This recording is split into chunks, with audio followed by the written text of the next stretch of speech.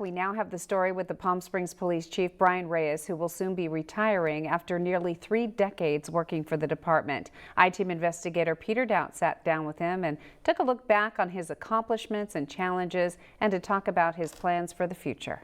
I'm just blessed to actually eventually become the chief of police. Bryan Reyes' name can be found throughout the Palm Springs Police Department on recognitions obtained throughout his 27 years there, including Officer of the Year back in 2000. But it was the last 6.5 years he served as chief he will be remembered for the most. It's never about you, and it should never be about you.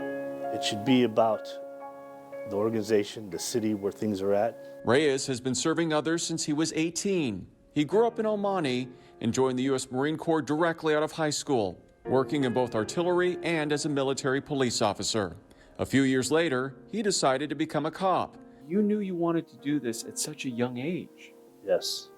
Why?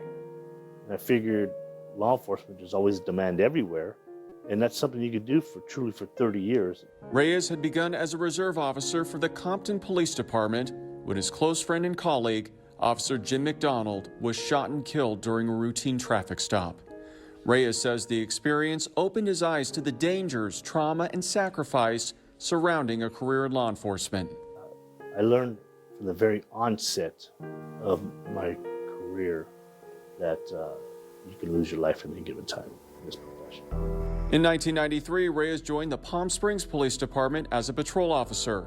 He was on the SWAT team for 15 years and held every rank in the department.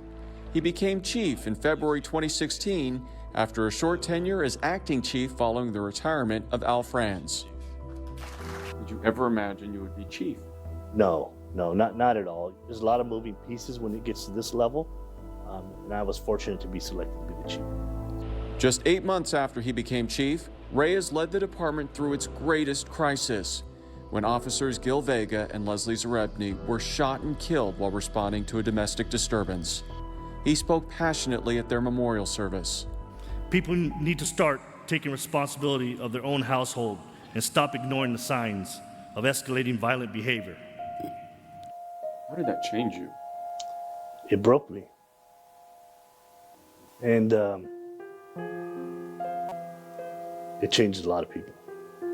Reyes says the deaths were a monumental challenge for the grieving department, which continues to honor and remember both fallen officers. They committed their entire life, 27 years old and a 35-year veteran there, to serving others. Their pictures remain on display in the department's hallway. This is his actual locker. And illuminated honor lockers containing their uniforms, badges, and some personal belongings will forever pay tribute to them. Nobody will really understand what police officers are willing to do every day.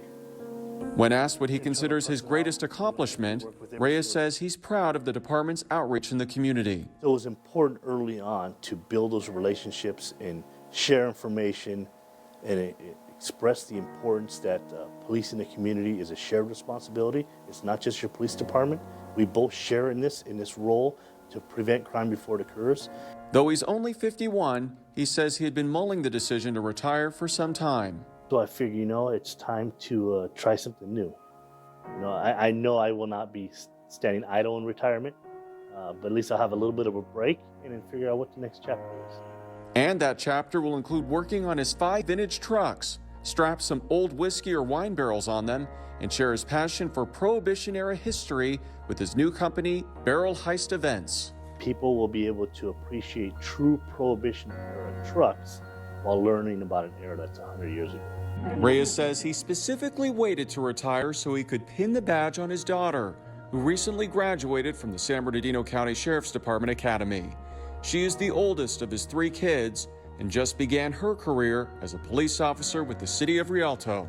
She calls me daily and she shares what she's experiencing, and I see myself all over again when I begin. His retirement comes during a challenging time for police nationwide, but he hopes people realize the sacrifices officers are willing to make to keep them and their community safe. Don't wait for those calls for service to be introduced to a police officer.